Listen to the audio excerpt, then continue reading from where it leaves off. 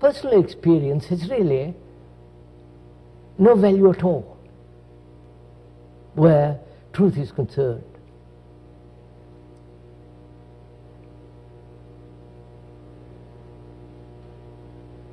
So to negate personal experience is to negate the me. Because the me is the very essence of all experience, which is the past. And when the religious people go on missions or come over to this country from India and so on, they're really doing propaganda, and a propaganda has no value with regard to truth, because then it becomes a lie. So,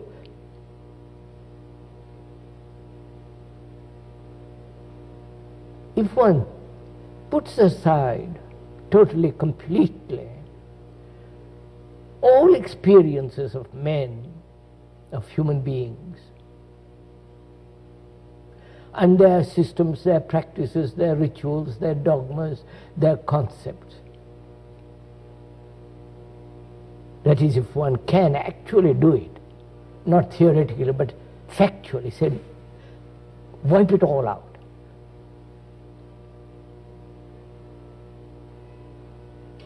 Then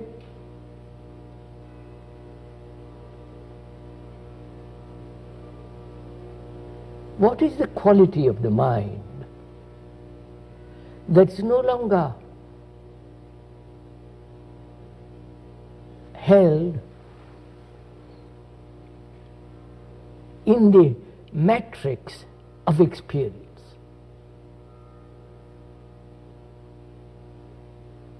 Because truth isn't something you experience. Truth isn't something towards which you gradually progress. It isn't that through infinite days of practice, sacrifice, control, discipline, come to it.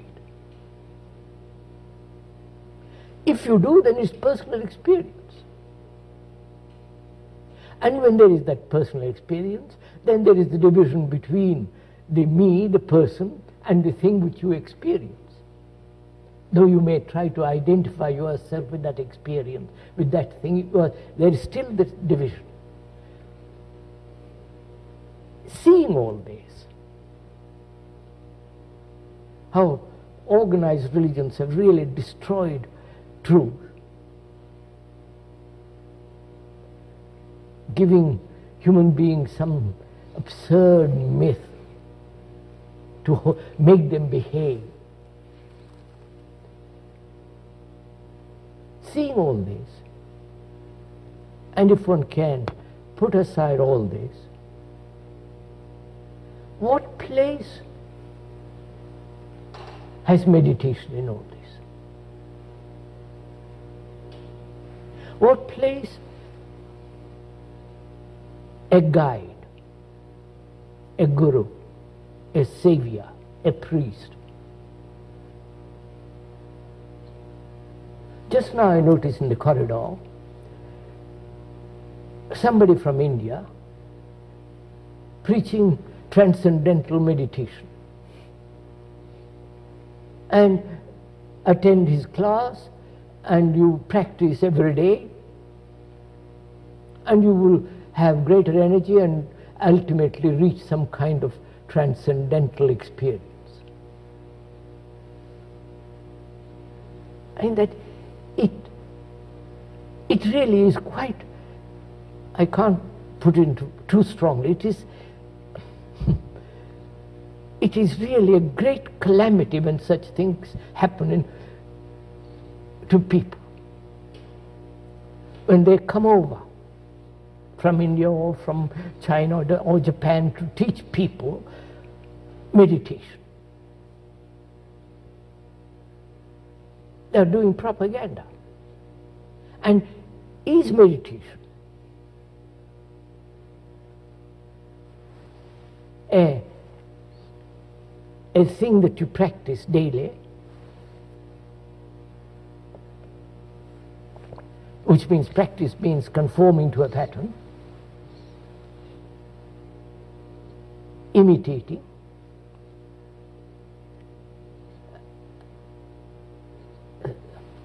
suppressing, all what is implied in conformity. Can such conformity to any pattern, doesn't matter what it is, can that ever lead to truth? Obviously not.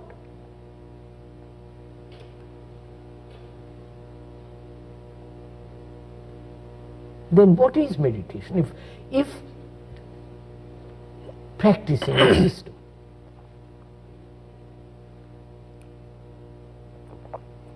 however absurd, however noble, practicing a transcendental so-called meditation, if you see the falseness of it, actually see the falseness, not just theoretically, actually see that it has no meaning, then what is meditation? Then what is, first of all, the traditional meditation, whether it's the Christian meditation or the Hindu, Buddhist, Tibetan, or Zen, and the whole varieties of meditations and their schools. For me, all that is not meditation at all.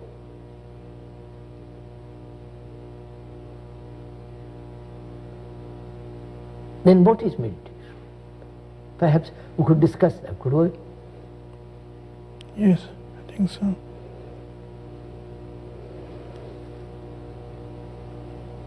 Why should one make meditation to a problem? We have got enough problems, human beings, both physically and psychologically. Why add another problem about meditation? You follow what I mean? Why give a human being one extra problem when he's got 1,000 problems? So, is meditation a way of escaping from his problems and avoiding what actually is? And therefore it's no meditation at all. Or is meditation the understanding of the problem of living?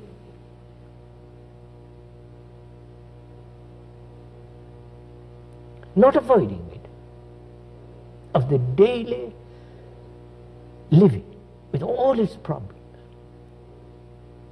If that is not understood, if that is not put in order, I mean, I can go and sit in a corner and follow somebody who will teach me transcendental or nonsensical meditation, and it will have no meaning at all. Right, sir? So what is it to you to meditate? What does it mean? I hope I haven't made it too difficult for you to answer this question, because I deny all that. To me, all that kind of meditation, of practice, of constantly repeating a word, as they do in India, as they do in Tibet, as they do all over the world, Ave Maria or some other word, repeat, it does mean nothing. You make the mind more absurd and grotesque than it is. So, if I may, together, inquire into this question. Is it because it's a long established tradition that you must meditate, and therefore we meditate? I mean, a Brahmin boy when I was a small boy. I vaguely remember. Being a Brahmin, you went through a certain ceremony. At that time, you are told to sit quiet, close your eyes, meditate, think about, the whole thing was set going.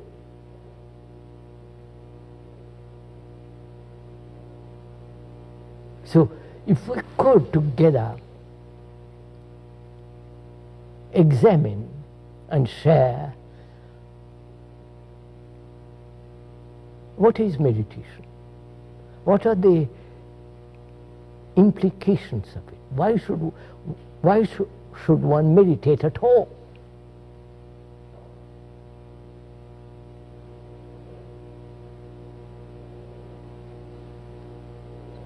If it is a problem, you follow what I mean?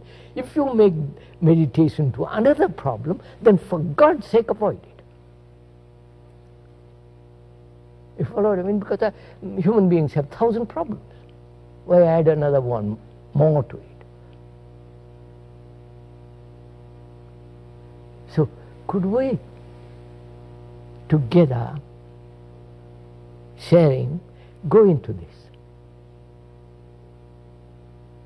Seeing the traditional approach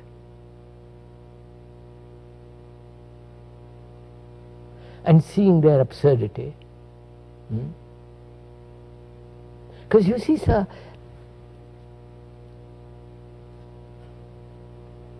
unless man, human being, becomes a light to himself, nothing matters.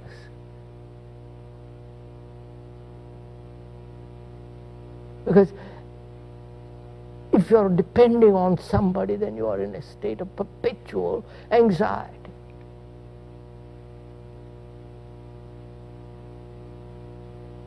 So, could we examine this traditionally?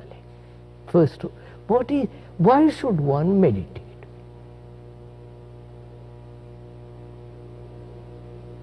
Don't you think in the living situation of a man that meditation happens as part of a life situation?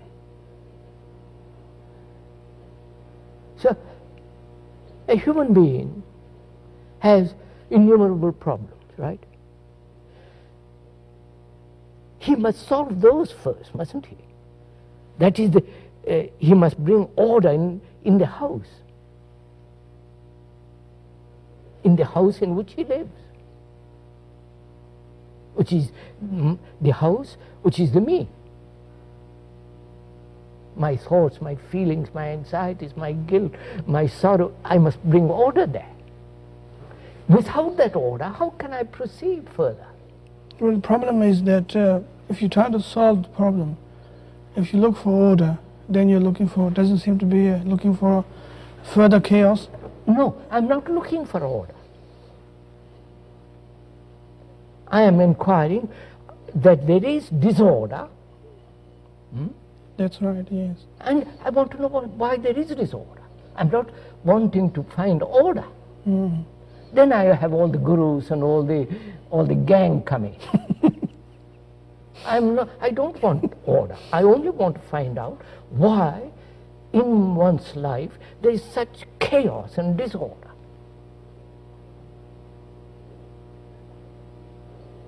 And a human being must find out, not ask somebody to tell him why there is disorder. Well, you can't find out intellectually. Intellect is part of the whole structure. You can't deny the intellect. But you can't use intellect to solve the intellectual problem. No. You can't solve the problem at any level except totally. Quite, yes. Now, that is, to solve the human problem of disorder, does that need meditation? In the ordinary sense of the accepted word meditation. I wouldn't say the conventional sense of meditation, but the meditation in the extraordinary sense. What do you mean by that, if I may ask? extraordinary sense of meditation is trying to see the disorder as a part of the direction. To see disorder. To see disorder as order, if you like to call it. No. Or to see the disorder as order. No, to see disorder. Well, if you see the disorder, then it becomes order. First I must see it. But to see it clearly. So that depends then how you observe disorder. Not how to solve it. How to? Of course not. Because if you try to solve it, you solve it according to a pattern set. Set pattern. Which is the outcome of your disorder. That's right. Which is the opposite of disorder. So if you try to solve the disorder, it is always according to a preconceived idea of order. Whether it's Christian order, Hindu order, whatever order. Socialist order, communist order. Whereas if you observed entirely what is disorder,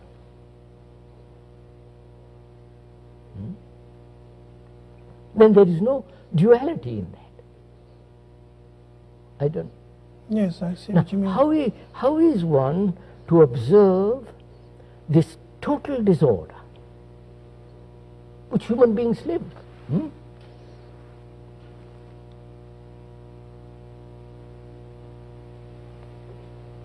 The disorder that when you see a television, the commercials, the hectic violence, the absurdities, the human existence is a total disorder. Killing, violence, and at the same time talking about peace.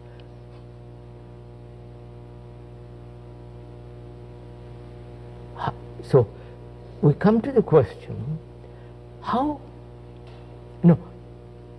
in what is observation of disorder?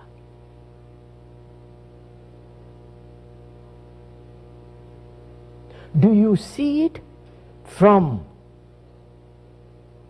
the me as separate and the thing which is disorder?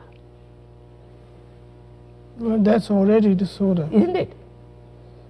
So, do I look at disorder with the eyes of my prejudices, my opinions, my conclusions, my concepts, the propaganda of 1,000 years? You follow? Which is the me. So do I look at disorder without the me? And is that possible? So that is meditation. You follow, sir? Not all the rubbish they talk about.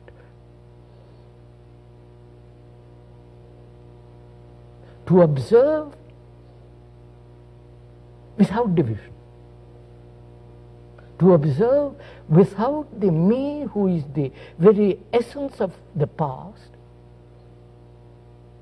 The me that says, I should not, I must not. The me that says, I must achieve, I must gain God or whatever it is. So can there be an observation without the me? You see, if that question is put to an orthodox meditator, you would say it can't, because the me is there. So I must get rid of the me. So to get rid of the me is I must practice, which means I'm emphasizing the me.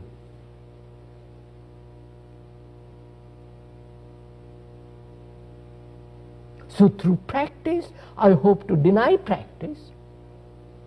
Through practice, I hope to eradicate the result of that practice, which is still the me.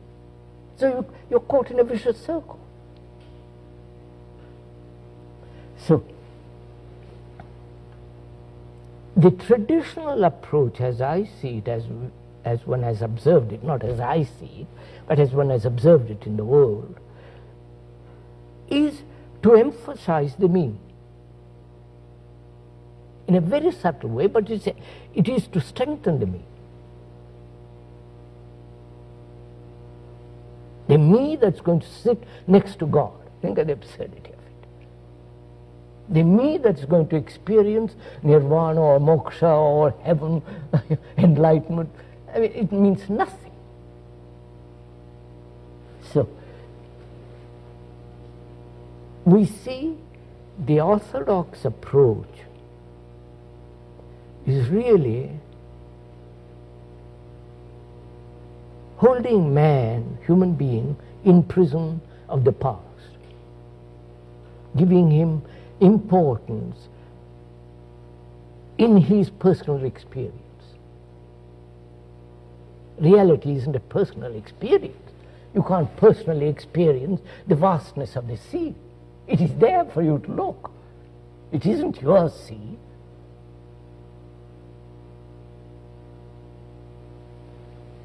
So if you put that aside, then the question arises, is it ever possible to see without the me? To observe this total disorder of the human beings, their lives, the way they live, is it possible to observe it without division?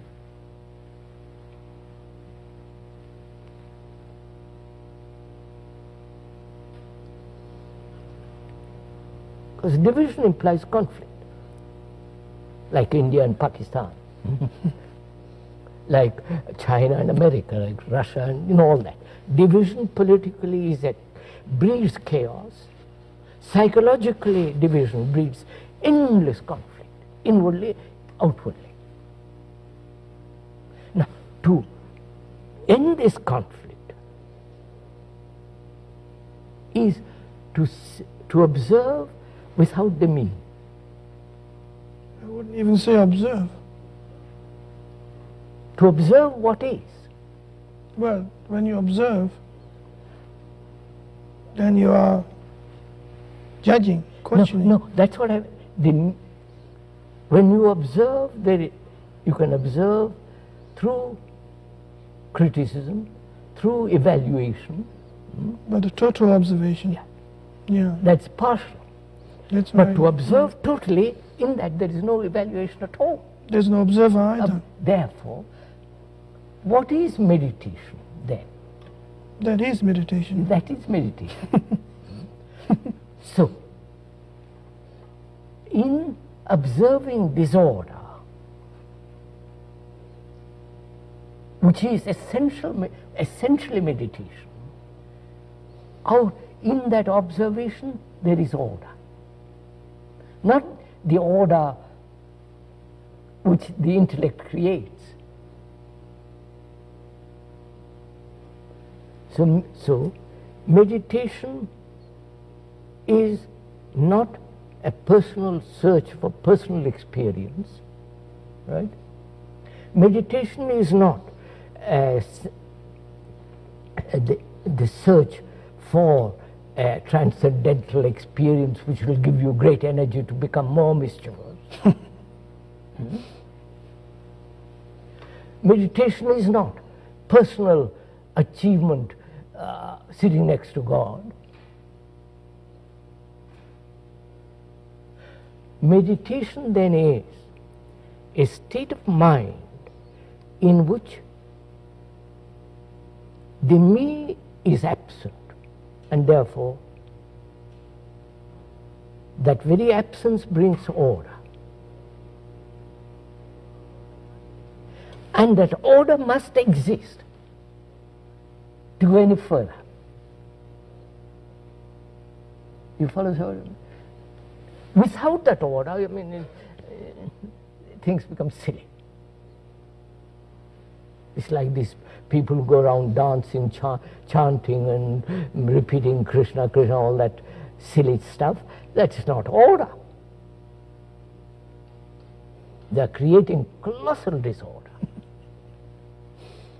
As the Christians are creating great disorder, as the Hindus, as the Buddhists, As long as you are held within a pattern, you must create disorder in the world. When you say, well, America must be superpower, you're going to create disorder.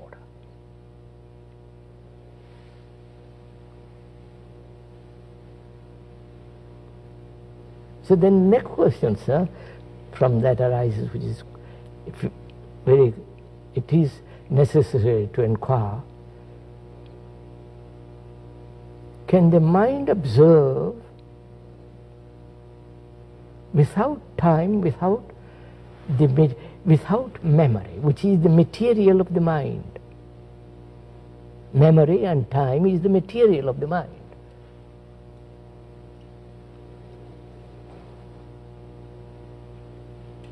Can it observe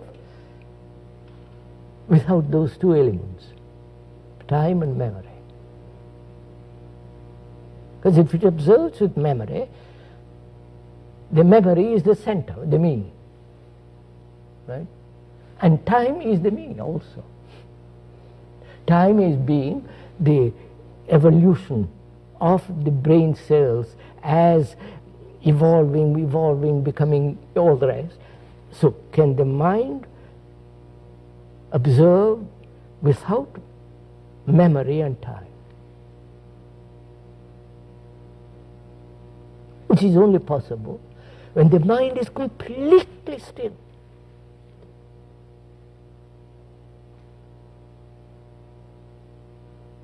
And the traditional people recognize this.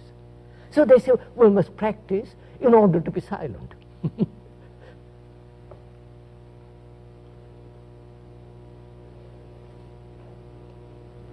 To control your mind, you know, the tricks they play.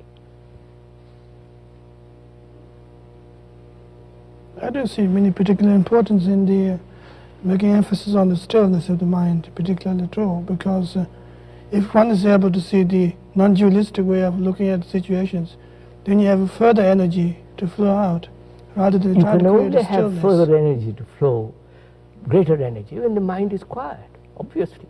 But the making emphasis on the stillness is... No. We said to observe disorder, the me with its memories, with its structure of time must not be. Then in that quality there is a quietness of the mind which observes. That stillness is not an acquired, practiced thing. It comes naturally when you have order.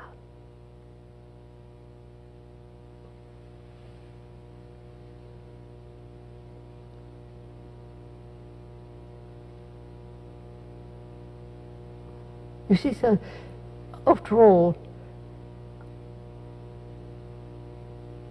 what one can do is to point out and help the person to go to the door.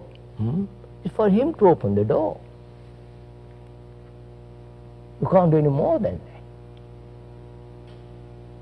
And this whole idea of wanting to help people, wanting to, you know,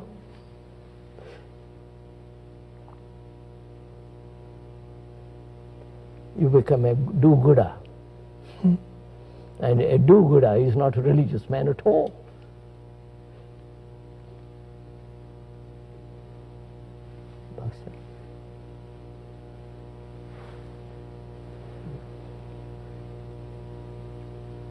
Shall we go on with this? I think so. There's a further things can be quite clarified is the when you make emphasis on the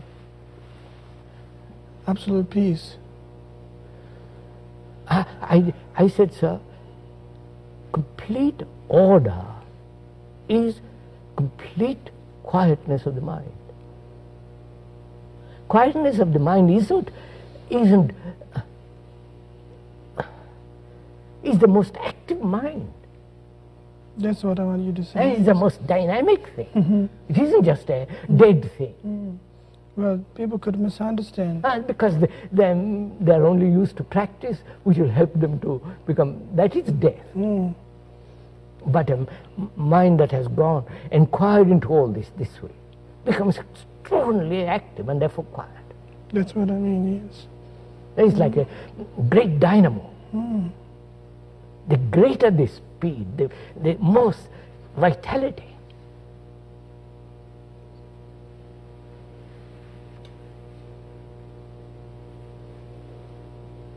Of course, the man, I don't know, is seeking more energy. He wants more energy to go to the moon, to go and live under the sea. You follow, he's striving to have more and more and more. And I think this search for more does lead to disorder.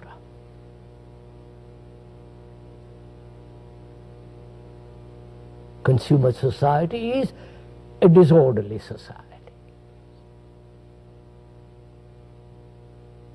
You see, the other day I saw in some place a paper tissue, Kleenex, which is all beautifully decorated.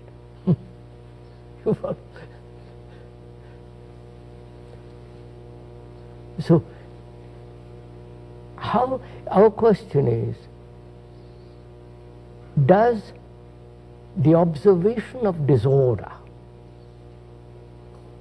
bring order? That's really a very important point, because for us, for most people, effort is demanded in bringing about order. Because human beings are used to effort, struggle, fight, suppress, force oneself. Now, all that has led to disorder, socially, outwardly and inwardly. Right? And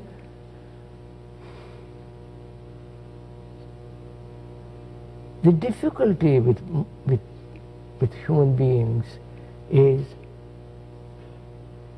that they've never observed. They've never observed a tree, a bird, without division.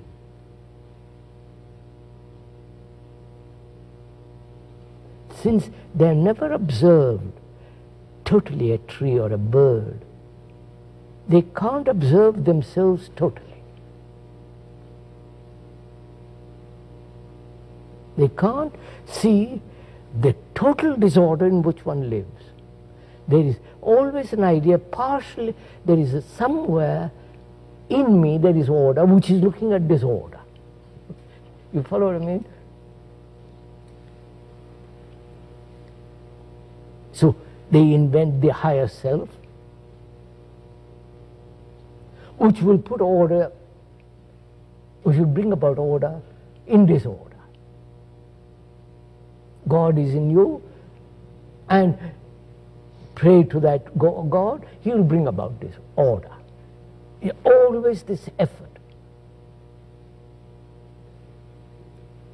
What we are saying is that where there is the me, there must be disorder. And if I look at the world through the me, the world outside or the world inside, there is not only division which brings conflict, that division creates chaos in the world, disorder in the world. Now, to observe all that totally,